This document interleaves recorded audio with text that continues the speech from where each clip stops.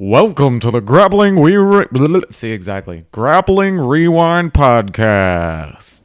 Welcome to this week on the Grappling Rewind Podcast. In this week's show, we're going to recap SUG. Is it 13, Emil? 12. SUG 12 that happened in total isolation. Thanks a lot, Chael Sonnen. Recap a couple matches from that. Talk a little bit in the news, and then just generally talk about what else is going on in the grappling world and a little bit into MMA because absolutely nothing is happening aside from SUG right now in Jiu-Jitsu.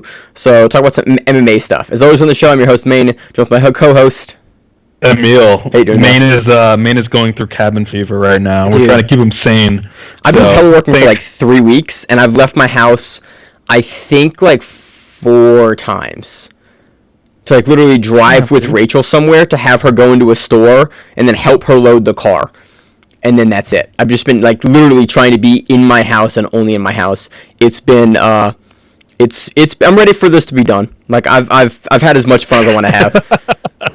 Like cool, yeah. Like it's not great living through historical events. At least we have some jiu-jitsu to talk about this week. It is nice. In other news, Maryland has gone shelter in place as of 8 p.m. tonight, so in like 2 hours. Emil can legally not be at my house, so we are doing this via Skype again, so you're going to hear a noticeable kind of dip in the audio quality that you're used to. We're going to keep bringing you content for the foreseeable future, covering jiu-jitsu stuff, talking about historical matches, some of the stuff we talked about the last 2 and 3 weeks about what we're going to do, sort of while everything is shut down. We're going to keep bringing you content. The audio just may take a quality hit, and I'm going to do the best I can to fix it all in post. That's all I got kind of for show news. Let's go into the actual news. The biggest jiu-jitsu related news is Mikey Musumeci and Temi Musumeci have left Kai-O-Tera Association. Yeah, so they were there for about 3.5, 4 years. I had just found this out in researching it, but Musumeci was actually at Atos before, and so it's not like he's leaving his like longtime gym. In fact, it was Dorino who gave Musumeci his black belt. So still a big shift, especially coming from, he clearly won a bunch of world championships with Kai-O-Tera. So it's a pretty titanic shift. So yeah. It's a little weird too, right? Like, the two of them were making joint statements actually pretty recently with Mikey challenging like much bigger athletes and putting his name in absolutes. Yeah, it was kind of, they went on a bunch of podcasts together. Kai-O-Tera put up that $10,000 purse to fight Keenan or Erberth or like another big guy. There were a bunch of people that were in the running for that, and that was going to happen, and then got delayed and got pushed back. And then now with coronavirus shutting everything down, like that has kind of gone by the wayside, and nobody really cares right now. But it was really interesting because those guys were like attached at the hip for a while. Kyle was, cornering him at every major event he was in. So a really kind of big shift and seemingly kind of out of nowhere, considering how like they were just on a big press tour, basically pimping Kyle going up to open weight, not going up but competing in open weight, looking for the open weight world title and potentially going to fight in 2 divisions this year at Worlds. So looking for Mikey to go up, yeah, absolutely. Yeah, like it's a weird change in direction. Obviously, like when these things happen, like we never get the full story, right? Like there's no one comes out and says like, oh yeah, we had like disagreements over this, these things here or. The funniest thing about this one is that usually there's like some rumors ahead of time. You hear some stuff. Like we have the opportunity to hear a lot of sort of the background stuff that we don't talk about on the show, just to hear about it. This is one that we saw come through on Instagram. I think Josh posted, you see this? And I was like, wait, what? He's not with Kyle anymore? And we've heard nothing. Again, the whole jiu-jitsu news media has kind of gone like pretty quiet just because there's very little happening because worldwide, all gyms are shut down, all comps are shut down. Like, there's not a whole lot of jiu-jitsu happening, aside from guys giving away instructionals, which is awesome, and we'll talk about that here in a minute. But I have heard nothing. We have no idea where they're going, because it was Tammy and Mikey, so we don't know, like, what gym they're going to end up in. Like, Mikey's moved around the country in various places, so it wouldn't surprise me to see him end up really at any high-level camp, make his own camp. Like, nothing would surprise me. The timing on it is just really weird, kind of amidst all of this. I think it would have happened on, like, the 26th of March, 2020. So, yeah, really strange. Really weird, but we'll see where he lands. Yeah, hopefully he continues to stomp through world titles and keep it going for the Americans, because it's always really cool to see. It's always really cool to see like an American champion in there with the Brazilian champions. So, best of luck to Mikey and Tammy. Hope they both kind of continue to stomp through their divisions. In other news, Tom DeBlas giving away an instructional. 'Tis the season, baby, is the note that I have. Yeah, dude, everyone and their mother has an instructional right now. Thankfully, many of them are free, right? Which has been, I think, great for everyone's sanity and a good way for people to keep up on jiu-jitsu while they're off the mats. I think it's really funny that I've gotten a bunch of messages that people hate me because I have the mats in my basement and I live with purple belts. So I've got like genuine like upset messages. I'm like, oh, I'm sorry that I planned ahead for the apocalypse. My bad, guys. Yep. But also, Rachel and Spencer are going to come out real sharp. Dude, I hope so. I mean, we're at least going to like not have the entire 4-month layoff or however long this all lasts. But yeah, dude, everyone's giving out instructionals. If it's a time that you ever wanted to like pick up an instructional, there's a good chance there's a discount code somewhere, or that practitioner has some other free instructional that they're giving out. Now's the time to like take a look at that stuff and peruse through for when jiu-jitsu does come back what you want to watch. In other kind of funny news, I have heard a bunch of people talk about teaching their spouse jiu-jitsu. Oh yeah. That has been like a recurrent theme, is that like, yo, my wife's gonna learn jiu-jitsu. Why? Because like they don't have a choice. Like they're going to learn. And I have heard this like 6 or 7 times independently, like from different people that have messaged me like, yeah, I showed this on my wife and she was curious. And it's like, have you guys never like brought your spouse into jiu-jitsu before?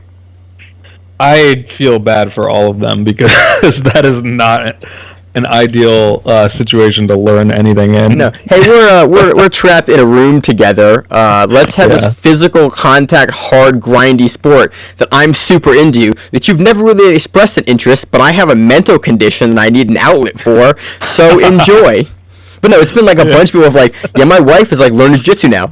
So it's kind of cool because potentially we're actually going to get some new practitioners out of all of this, and like some families get into jiu-jitsu from this. So like, look at some positive. If they don't get driven away. If they don't get driven away, but I figure if your spouse does jiu-jitsu already, and during coronavirus quarantine, like you learn some jiu-jitsu, I think the people that were not doing it already are going to probably not do it. But if you were ever kind of on the fence, or like this crash course in it from your spouse, potentially could be the difference and get you in. You might find out you actually really enjoy this strange sport that we love. One can hope. Yep. So again, trying to find positives in the sea of trash that is the world right now. Let's see. Maryland shelter in place. Oh yeah. Look it. We're here. There's not a whole lot else going on this side from SUG. 2 pieces of MMA news. Which one do you want to start off with, Emil? The worst one or the second worst one? Let's start off with the complete, to the surprise of nobody, John Jones ending up in hot water at this point. Dude, he might get time for this one. I actually at this point hope, because anything other than that is just ludicrous. Like, and at this point, like encouraging criminal behavior. If you haven't heard, which I don't know how you haven't, because there's been like 4 pieces of news this week, John Jones got arrested, drunk, driving, with tequila, and a firearm. Yeah. And having illegally discharged a firearm in a fit of glee while drunk on Masvidal's tequila. Yeah. So best part, Reposado, I think, or whatever it's called. And apparently the body cam footage just came out a couple hours ago. I saw it. I'm not gonna watch it because I don't ever watch that kind of stuff just because I'm super not into it. But a lot of people enjoy. And usually what I do is I read the transcript of the body cam footage because I don't want to watch it. The transcripts are sometimes even better, yeah. The transcripts are what are you going to do? Shoot me, says man that was shot. Or what are you going to stab me, says man that was stabbed. Yeah, so that's out now. There are some things are constant in life, and John Jones managing to land himself in hot water. You know? Yo, get a Death driver, taxes and dog. John Get a Jones. driver. Just get, it's always a vehicle with John. It's never like rowdy outside a strip club or like, it's always like John Jones drunk in a car in Albuquerque. You're like, God damn, man, just get a driver. You're like the champion of the world, bro. So that happened this week. In other fun MMA news, we just found out today that Tony Ferguson versus Khabib is off for the 5th time. 5. Emil, they have booked this bitch 5 times. 2012. I don't know what 2013, kind of bad juju was put on this match. Like, oh my God. Tony or Khabib must have run over a priest or something at some point. This is at this point like supernatural that this shit can't happen. That a 5 worldwide plague ends this match. Like, I'm just wondering, okay, it's gonna be the 7th time. Like, we gotta book it once. So with the new, it just fell off. We need to book it again. Okay, so that'll be the 6th time. Okay, then it gets canceled in 3 months again. Then the 7th time's the charm. That's the only. So I saw a meme probably like 6 or 8 months ago, and it was of someone going, time traveler comes back in time, and he goes, what day is it? And he goes, Khabib and Tony are scheduled to fight, and he goes, the 7th time, and time traveler just goes and makes this dumb face. It was on Reddit somewhere, but yeah. So this sucks. I was looking forward to that fight a lot. Yeah. I'm honestly guessing that Chael running SUG was a test bed for potentially what the UFC was going to do for some fights for the upcoming card. That's what I'm guessing, but I don't know because I didn't really look into the configuration of how SUG was coordinated. I've seen 2 things come out. One, that it was going to be Abu Dhabi. They were going to do it there, and then 2. That's what Khabib's camp is saying. Yeah. Yeah, I didn't know who had come out and said it, but I'd seen that come from somewhere. So Khabib's camp. Khabib's camp basically said, like, we went back to Dagestan because Dana White told us it was like 99% lock for Abu Dhabi, and I guess it fell through or something. So yeah, Khabib is in Dagestan right now. Yeah, he's back home. He went like, look, everything's getting crazy. I'm gonna go back to my home, be with my family. If shit's gonna get like super crazy, like it has, good choice for him. So apparently they're looking to book Ferguson now versus someone else. But man, cut your losses at this point. I don't know exactly. So that's crazy. Do you have any other news, Emil? Like, man, I want next week. Next week is not gonna be a downer fucking show. Next week, we're going to come with, like, fun jiu-jitsu to talk about, and we're not going to just hit you with a Debbie Downer section for the news. I mean, at this point, John Jones getting arrested is just hilarious. Like, it stopped upsetting me. Like, it was just like, I was just like, again? Like, I was surprised. I was like, again? Yeah. Like, I wasn't surprised that he did it. I was surprised that, like, that it was, like, now. Yeah. All the times, like, right now. Like, why would you... Yeah. Like, occasionally got to be drunk on tequila during the coronavirus shutdown. I feel you, John Jones. Here we are, man. This is where we're at. You're my spirit animal. This is the life that we're living. So, you got anything else to me before we go to the next segment? That's it. All right. So, one more recap of Submission Underground 12, SUG 12, headlined by Craig Jones versus Kevin Casey. There's a couple matches on this card we want to talk about. Let's start with the headliner, Emil. Craig Jones submits Kevin Casey by heel hook to really the surprise of no one in 240 of regulation. Yeah. Craig Jones looking absolutely, perfect in this. He's able to implement his game. I will say I was really impressed with Kevin Casey's ability to at least stave off a few of Craig's leg lock entries.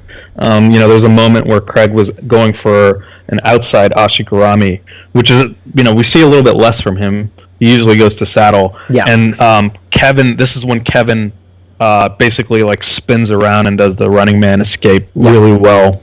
And he identifies it early. What Kevin was also doing well for a little while was doing these almost like hip sprawls to avoid the entanglements, the leg entanglements that Craig was throwing up at him. So, there was a bunch of times where Kevin ends up like slamming down on his knees as a sort of sprawl to avoid those leg entanglements. So he did a job, up until Craig Jones just latched onto him. Yeah. And the finishing sequence is really dope. This is a inversion that we see from Craig a lot, but this was such a different sort of angle and view for me, and I feel like it more than usual blended wrestling and takedowns with the inversion to saddle, right? So Kevin was standing and Craig was seated, and you see Craig go for the far knee and collapse it and force Kevin to post out, and Craig inverts into the saddle, and he's able to get I mean, once Craig gets to the saddle, it's over, right? Like, it's inside heel hook like 90% of the time, or it's a knee bar or something. Yeah, but, that's usually where he's going from those two positions, unless you like escape. I think we've seen him finish a toe hold before, maybe a couple times, but usually he's switching off to that knee bar when you escape, because that's sort of where he wants to go anyway. Right. Yeah, I just really loved it, because like, this wasn't we see him when the other person is kneeling and passing. From butterfly, we'll see Craig invert into the saddle really nicely. This was someone standing, and he's still able to get this to work, and implement his game and impose it, Yeah. So yeah, I thought it was really interesting, and it's to see him kind of combine this, like, a little bit of wrestling with this inversion entry. We have seen Craig. I mean, a lot of guys, I think Chael talked about it. A lot of guys forget that Craig Jones has like some stand up. Like, we don't see him. Chael forgot about it. Like, Chael at some point was saying, like, "Oh man, Craig is standing with him," because at one point they were on their feet, and he was like, and Craig never stands. And I was think, like, you know what? I do think that's because every time Chael has had Craig on, Craig has sat and heel hooked someone or knee barred someone in like 10 seconds. At SUG 8, I looked at my notes, and yeah, Craig just sits guard, gets the inversion. But was that Rumble? You reminded me about the amazing Uchimata that Craig hit. On Dante. I didn't even know. Yeah, on Dante Leon at Kasai Pro. Haraigoshi, right? The Haraigoshi. Haraigoshi, yeah. Yeah, the Haraigoshi is like one of my favorite throws. It's something that we see in MMA a bunch, so it lends itself to Nogi. And yeah, he just threw the shit out of Dante. And that was like, it's funny, that is like right before, probably like a couple of months before, we got super hot on Dante. We covered him before, like, we enjoyed Dante, but that was right before he made that like next jump up in level and started like being on the elite level in Nogi. It was like right at that match. And yeah, absolutely. And there's plenty of other examples of Craig having incredible stand-up. Like, he Uchimata Keenan at Polaris 8. Yeah. There's just like, it's easy to forget because he is razor sharp with his A game, but he does have a really good, solid stand-up. He doesn't always go to it, but when he needs to, he can throw down. Yeah, I mean, he's a complete grappler. We know him for exactly how he finishes this match, which is like a dynamic entry, some sort of inversion roll to the leg, to the outside heel hook. Like, that's typically what we see him do if given like his options and druthers. But he doesn't have to do that. Like, we've seen him Kimura trap guys to the back, and we've seen him like rear naked choke. We've seen him beat other really good guys by other ways, and so. Again, he still sort of has this narrative attached to him of only the leg locker guy, when in reality, we have seen him do other stuff not infrequently. Typically his highlight reel performances are the ones where he inverts and rips your leg off, which is kind of what he does here to Casey. But still a fun match. It's again, there's no pro jiu-jitsu going on right now. Go back and watch it, because, it's also, let's talk about the event. Let's go. You want to do the next match or talk about the event? Well, let's cover the next match, and then we can talk kind of about our impressions of the event. So next up, we have Ben Egley submitting Jake Ellenberger. This was incredible performance. So by it annoys Ben me Egley. because I know we've covered Ben Egley before on the show, and it might have been in an earlier SUG because he's been on SUGs before. I looked through his MMA record. I looked through like some of the BJJ stuff. I can't for the life of me figure out when we covered him on the show, but I know we have, and it's gonna bother the shit out of me because as soon as we finish the recording, someone's gonna message us tomorrow when the show comes out. Like, it was this episode. I'm like, thank you, and I cannot think about what it was, but the dude has some slick jujitsu. Really amazing jiu-jitsu. Yeah, so Ben is a MMA fighter, but like he's also black belt. You said under Pedro Sauer. Sauer? I think he's Pedro. I think Yeah. he's Pedro Sauer. Yeah. Damn. This is not. This is, Ben is clearly like a passionate jiu-jitsu practitioner. Like, he did not. What he did is not something that you see like an MMA guy who casually trains jiu-jitsu do. Like, it was amazing. His transitions, his attacks, the end sequence was basically Ben is on the back and Jake times a really good escape and gets his shoulders to the mat, and Ben holds a Kimura trap, rolls him over. He goes for almost like a crucifix at one point. Almost goes like a topside crucifix off of that Kimura trap. Does a really good job like throwing his hips into the side of Ellenberger and just controlling the entirety of the position. Like, you don't see this as frequently as I think I would like to see it. You see it from guys like Craig Jones and like Gordon Ryan a lot, but it's cool to see like guys that we don't cover as much being able to do it as well. I think the thing that like impressed me the most was, Chael was talking about how dumb strong Jake Ellenberger is, and right during this escape sequence, he was like, "Oh, here it is! Like, Jake's gonna muscle his way out," and it does look like Jake's gonna do that. So, it looks like Ben loses control, looks like Ben's gonna end up in guard with Jake having reversed, and then Ben snakes his far leg over the back of the neck and puts his foot on the far arm of Jake Ellenberger and then connects through for a triangle. And at that point I was like, yeah, like 90% of the people would have lost that. That's a really technical, dexterous move to do. Yeah, like, and in transition too. Like, that's the thing I kind of want to highlight for this match is like doing that is one thing, but doing that from the control that he had in transition is not something we see very often at all. And then I love how he finishes this because he locks up in the triangle and he does not have Jake's arm all the way across to finish the triangle. So what he does is he goes to like one of my favorite finishing techniques from either the high guard or from this triangle like position is he goes for the mirror lock. And he goes for basically that uncontrolled shoulder lock using the overhook of Jake's arm, and he twists it out. And because of how this move attacks the shoulder, what you actually need to do is you need to push into the guard. But because Ellenberger's in the triangle, he's trying to posture out of the triangle. So you're caught between a rock and a hard place escaping this sub where it's like to get out of the Americana, you've got to pressure in super hard to get your shoulders forward. But if you do that, then the arm comes across the body and the triangle's right there. So it's like you have to pick the lesser of two evils. Do you fight the uncontrolled shoulder lock, which is what Ellenberger kind of elects to do, in favor of posturing out of the triangle? But if you do, then the guy can just turn that shoulder sideways, and it's a really great sub, and it is stupidly powerful from that position, especially when Ben has his hips on the top side of that shoulder where they're positioned. It's crazy hard to get out of. Yeah, he's way up high. It's almost like a triangle from the back. Yeah. And the torque on Jake's shoulder looked brutal. Like, Oh yeah. oh my It's god, really bad. This is a phenomenal end sequence. Like, go watch this. Yeah. The whole sequence through.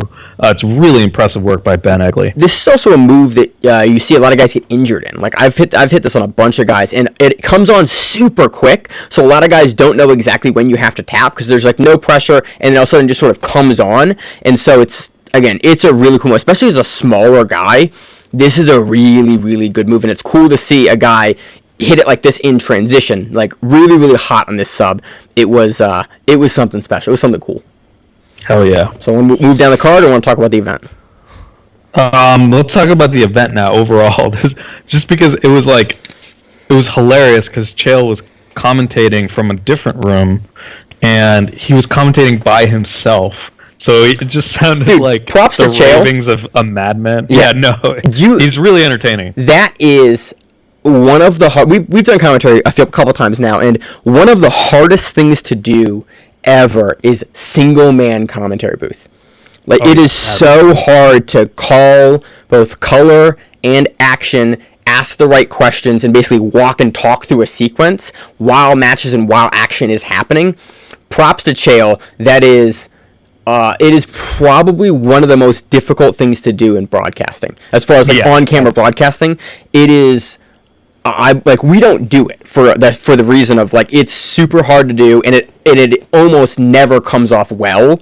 But dude, props to Chael for this one. And again, he's amazing on a mic and camera. Like, the dude knows what he's doing. Dude, I hate Chael Sonnen, but man, I give him credit where credit is due on a lot of stuff.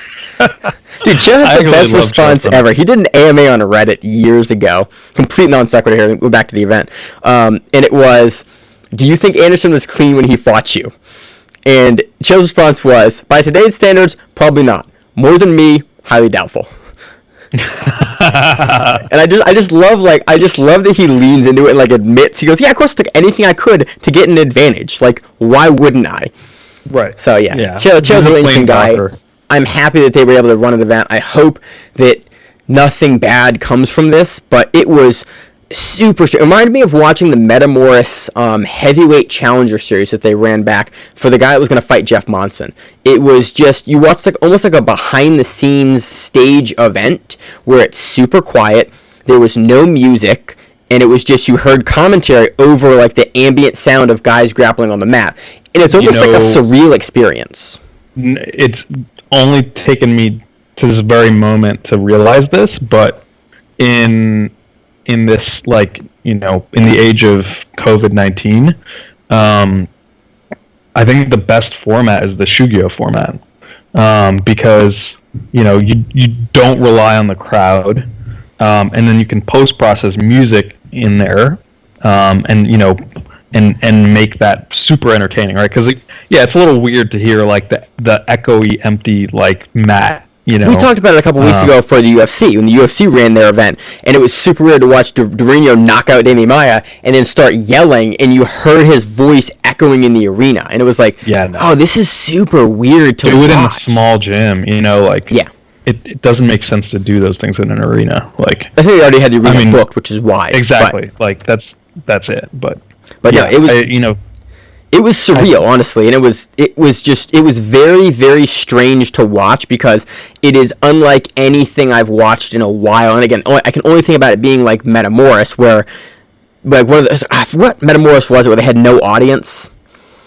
I forget which was it. 4? Oh, the one where was that the one where Gordon beat Henner's ass? No, Halleck. Henner? Halleck.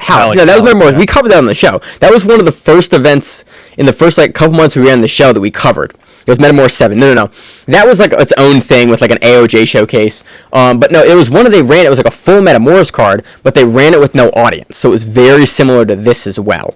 But again, it's just not something we see very often because a lot of these promotions, they make a good portion of their money off of the gate, off of the ticket sales. So, it's really strange to see, but it's cool. I'm happy that they ran an event. I'm happy that they gave us jiu-jitsu to talk about. Anything else on the event? No, I mean the production quality was excellent, all things considered. Yeah. So no, I was a big fan. Want to run through the results now? Yeah, let's do it. On the prelim card, we have Juan Bernardo defeating Bobby Emmons by submission, rear naked choke. And that was an overtime. Chris Lencioni defeats Logan Skinner by rear naked choke in overtime. Matt Stringham defeats Joe Lavasser by standing guillotine. Really quick in regulation, just I love standing guillotines because they're so brutal, especially a quick one, because that's usually honestly where you see guys hit standing guillotines is right off the bell. There's a little bit of tie up and then there's some sort of transition sequence where they get the head, lock it up, finish it standing. Super brutal. One of my favorite subs. Alex Larmy defeats Thomas Patrick via escape time. Jake Smith defeats George Martinez via escape time. Don Stoner defeats Lee Flores by rear naked choke. Cody Kanaga defeats John Simon by escape time. Yeah, this whole event is real short. The whole thing's up on Fight Pass if you have Fight Pass. Watch it. Enjoy some professional grappling. I think everyone on here, this card, is either a black belt or fights in the UFC or Bellator. So it's a pretty like high level card, mostly with MMA guys, but some good grappling. No scrubs on the card.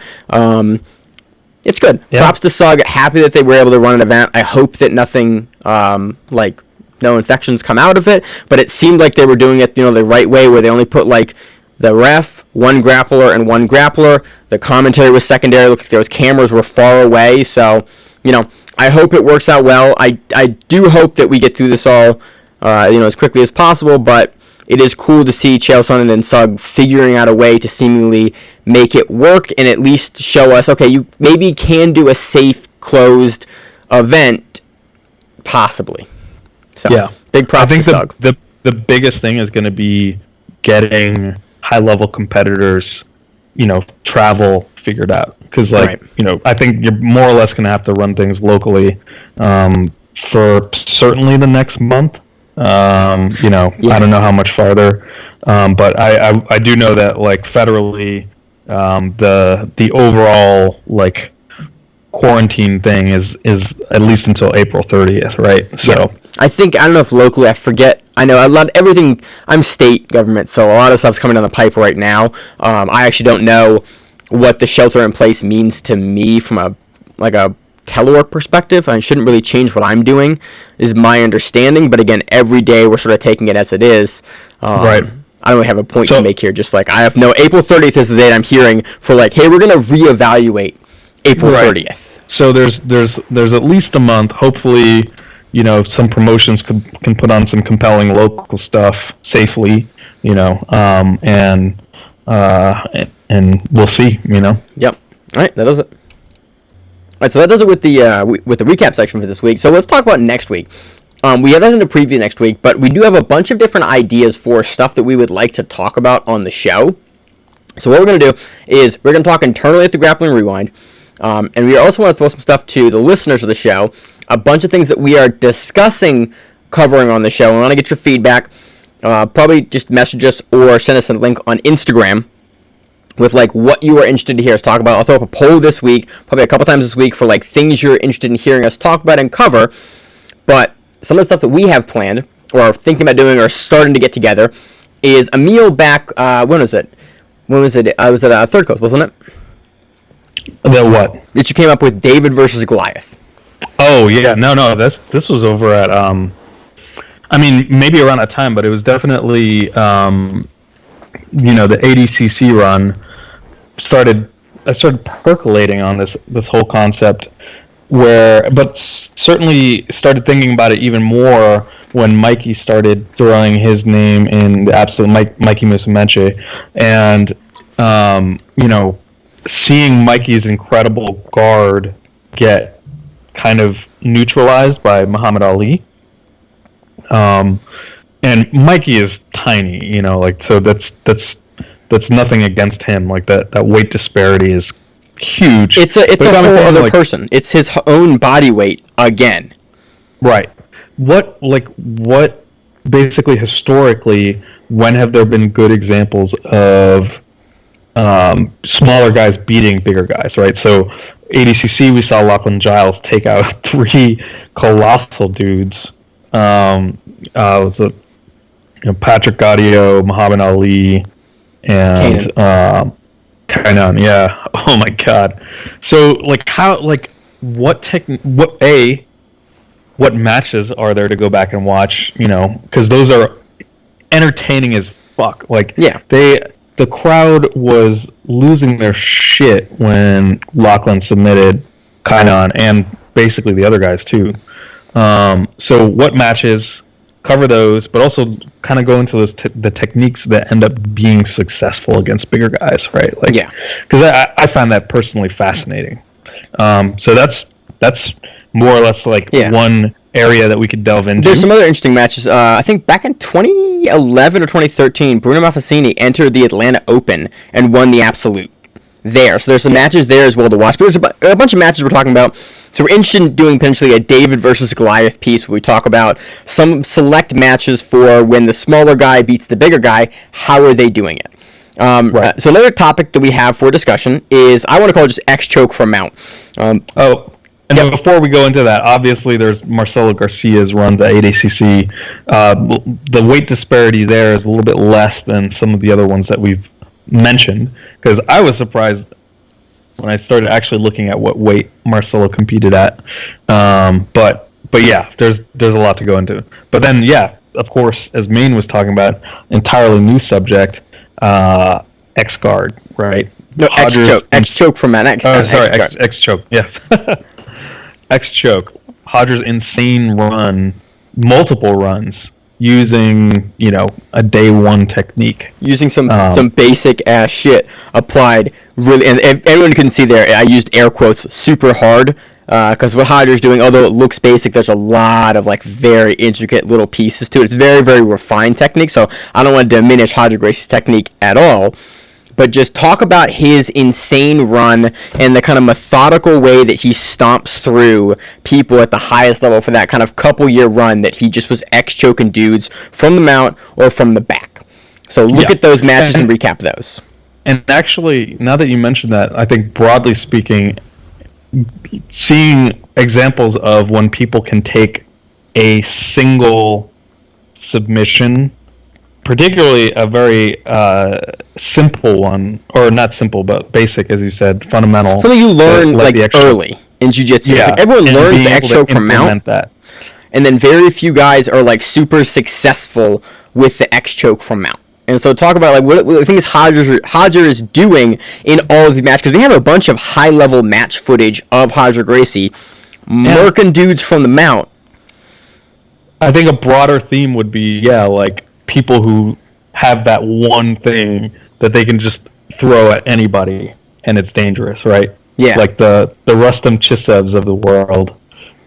Yeah.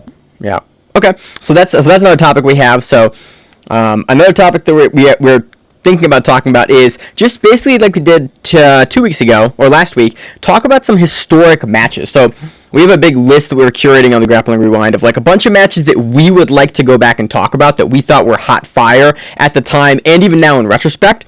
So going back and covering some of those matches, this is one where I would like some feedback for like other matches you potentially would like to hear us talk about and recap and do a historical perspective like we did last week. We have a bunch of matches, but we want to hear from you about what matches you want to hear us potentially cover. So we have a big list.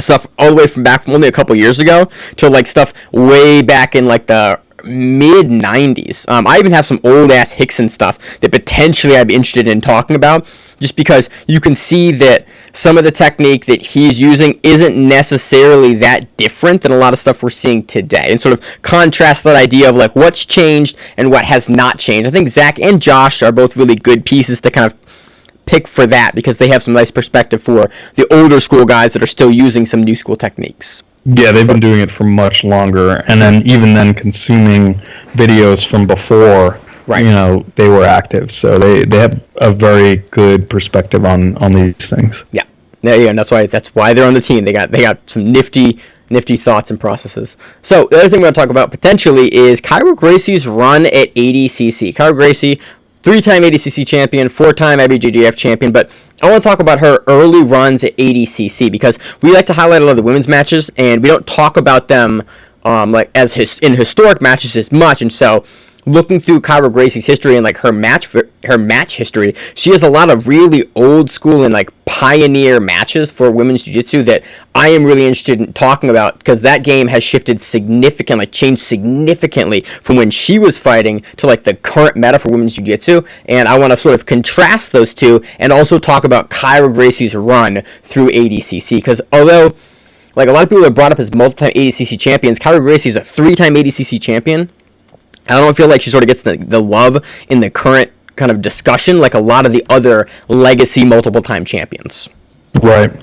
So those are the topics that we have. I'm going to put a thing up on Instagram this week of if you want to hear us talk about other stuff, let us know. This is sort of your time as the listeners to like suggest stuff, because we actually have time to do a little bit of the background research and like pull stuff forward and do some of these more in-depth discussions like Emil and I used to do a little more in the bonus episodes. Basically every Grappling Rewind Up show, we're going to keep putting them out, is going to be a bonus episode in a sense that are just going to talk about a topic or a selection of matches or some things that we're interested in talking about or some things that you're interested in hearing about. So that's all I got as far as kind of selected topics or suggestions. You got anything else, Emil? No, that's it. So what's the rest of your week? We're going to the outro now. What's the rest of your week going to consist of? You're still working from home? Yeah, still working from home. I'm going to be working from home, it looks like, for, about a month at least. But what I've been doing is working on something that I've wanted to work on since more or less I started jiu-jitsu, which is my god-awful flexibility. Yeah, you're super inflexible. I am unbelievably inflexible. I mean, there are basic moves that are insanely difficult for me to do, and I have to add steps in there to be able to do them. And if you go to electric chair me, forget it. I'll be tapping immediately. So my hip flexibility is terrible, which is not a good thing in jiu-jitsu if you want to have anything resembling a good open guard. So yeah, I've been doing yoga and been trying that out, and it's been excellent. Excellent. Dude, I need to start doing yoga because everyone keeps telling me, or all my doctors keep telling me, people are like, do yoga. Your back is jacked up. Stretch more, do yoga, and as part of your rehab. So it's funny that you're talking about in this time period because I think it's really funny. We're at a time period where no one can train for the most part. And so all of these nagging injuries that people have had forever and didn't want to take time off to heal, now is the time. Heal those injuries. You have a forced time period where no one can train. Now is the time to take care of your body. So when you talked to me earlier today about I'm doing yoga, I was like, that's a good idea, Emil. I can also take care of my body better now. That would be amazing. Yeah, and there's I'm not plugging them for any reason other than I like what they're doing, but I signed up for yoga for BJJ and it's been great. And they have a free month and 50% off, along with all of the other instructional deals that are happening right now. So I figured, now is a good opportunity to jump into that and try now it is out. as good a time as any to start taking care of your body in 2020. Look, if 2020 is going to shit on us really hard like it is, at least take care of your body a little bit and move into 2020, move into the reset year that is 2021 in a little better shape, a little healthier. I'm gaining weight again because I'm eating nothing but quarantine garbage food. Emil has watched me during in between segments here when we discuss about the next topic we're talking about. Literally have a bag of granola and just dump it into my mouth between recording sessions. So it's the health kick is not doing great right now because as soon as I figured out I wasn't competing at Grappling Industries and stopped cutting weight, I was like, cool, I'm gonna eat all the garbage. And hey, I got a question for you though. You mentioned it before, you have mats and you live with 2 other purple belts. Yeah. How often are you guys training?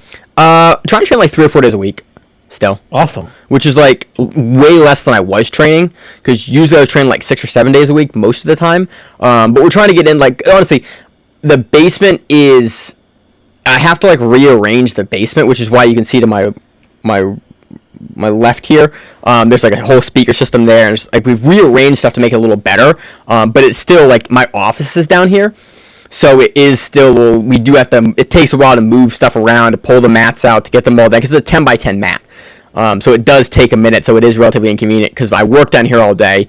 Sometimes I don't want to be in the basement for 15 hours a day between working and then training and then my computer, so it's, yeah. So then what do you guys are you guys just doing rounds and odd person out? Yeah, we do some of that. We're also drilling, we're drilling. We're doing everything. Basically, all of us are purple belts, so all of us have the ways that we do stuff. And so it's hey, I have this problem. Me is I don't respect lapel guards. This is some personal. I don't respect and I don't do them. And so as a result, I'll just let people hold on to shit. Saying Spencer's been working on those, right? Right, and that's why. So I'm pulling with him and going okay, show me this. Okay, how do I pass this? Where does my foot go? So just really basic of hey, this is how you address the lasso, stuff like that. that I can see, but drilling in the muscle memory of like getting those things. So we're doing a lot of that drilling, and sort of all taking pieces that are in our A games, Rachel, Spencer, myself, and sort of passing it along to the other people of like, hey, I'm gonna work this. I want you to do this specific pass over and over and over and over again, and just like drilling sequences like that for stuff that I'm looking to incorporate. And then we're just doing some like, we can't do super hard rounds, but a 10x10 mat space, if you're not dumb, is a pretty decent size. And so we're getting like, I can get a good sweat going between Rachel and Spencer of like jiu-jitsu. Oh yeah, I'm so yeah, three or 4 days a week, depending on how I'm feeling. Just because I've been like super tired because my sleep's all messed up because I work from home, and it's just it's a process. But yeah, we're making the most of it as we can. Again, I understand and recognize that I'm super fortunate to be able to continue training because my living situation allows me to. right. You know, my spouse is a purple belt. Our roommate is a purple belt. Like, all of us are competitive and like compete. So it's like nobody in the house is really a hobbyist. We're all Right. hobbyists in the sense that like we started late and we all have Yeah, but jobs. you guys are dedicated. Yeah, we're all like competitive hobbyists that like compete locally as frequently as we can, and like, so it's like a little different boat. And like I feel for everyone that does not have that situation. Right. You know, get your spouse into it, get your kids into it, do what you can in the time. You know, because I feel for you, even though I don't have the same situation. Yeah. It's like, I hope this doesn't fall on deaf ears. I'm like, fuck you, man. Like, I feel you, man. I understand that too. So yeah, that's the game plan for like minimum 3 days a week, hopefully 4 days a week, depending on like how I'm feeling. And like, yeah, I want to get back into running and get back outside because now I can run with my back. Yeah, I've been running a ton, and that's been fucking awesome. Yeah. So yeah, I mean, hopefully everyone else is like, you know, being able to find the little things that they can. Actually, one thing, the other instructional that I got that I haven't looked at yet is Danaher's like solo drill stuff. Yeah, I saw that come out. So it's free. I don't know if, or it was. I don't know if it still is. But one thing about Danaher is that he is really into body weight training. Like, he doesn't. At least the last, when I was like training at Henzo's, he wasn't doing like lifting weights or anything. He would just do a body weight routine like every single day. And he's fucking jacked. Like, Oh yeah. if you like, he's it's entirely body weight. So when he released something on like solo drills and stuff, I was like, you know what? If I had to go with anybody, like, absolutely, Because he's a guy that actually like, does body weight work. Like, Yeah. you know it's Yeah. legit because like this is what he actually does. As opposed to a lot of people. I mean, again, I'm not going to fault anyone for releasing an instructional at this time and like giving away or like trying to provide anything you can for the community. But it's a dude that actually does that. Like, yeah, I was looking to pick him that up as well because I haven't jumped on all the DVDs yet because I already have too much stuff to watch. But I know Right, most of the team has, and I'm like, I should get on it while it's all free and I can like watch it and digest it because, you know, there's a bit of a lax in jiu-jitsu, so I might as well, you know, be digesting instructionals in this time versus I'm usually digesting comp footage. Yeah. I have the chance to actually And work right on myself. now, like, one of the, like, for me, like, you know, the biggest limiting factor is like conditioning and flexibility. So those are the things that I'm trying to work on now. And you know, I think he actually, I can't remember which interview it is. He has a really amazing description of why he thinks like gymnastics is so important. So this is back when like GSP was training with the Canadian Olympic gymnasts. And Danaher was like, yeah, they're like, if you look at them, the best all-around athletes. If you look at like conditioning, strength, and flexibility, like, there are none better. So he takes it really seriously. I can't wait to check it out. Yeah, super excited for that. So yeah, anything else you got, Emil? Again, we're both working from home. Both going to continue to do the grappling rewind, you know, for the foreseeable future until this all kind of goes away. Stay safe, stay healthy. You know, do whatever your jurisdiction is stating that you do. Please, you know, be a good community member so that we can all get through this together because we are all in this together. You know, there's no winners here, so just make it through the best you can. And you can listen to us every week, every Tuesday on the Grappling Rewind. And we are out. Anything else, Emil? That's it, man. All right. As always on the show, I'm your host, Maine. Joined with my co-host, Emil. And we are the Grappling Rewind. We'll see you on the mats. Eventually. If you like the show, please consider sharing it on Facebook with the folks at your gym. It's the best way that we grow the show, and we really appreciate it. You can reach out to us on email. We also have Instagram. We have Facebook. We have Twitter. We have Google+. Until that shuts down. We have a website. If you have an event you would like to have us cover, please let us know. If you have a name, like most people do, and you'd like to have us stop butchering it, Let us know. reach out to us. The show is also available on YouTube, Spotify, in addition to iTunes and every other podcast service. We very much appreciate your time, and thank you.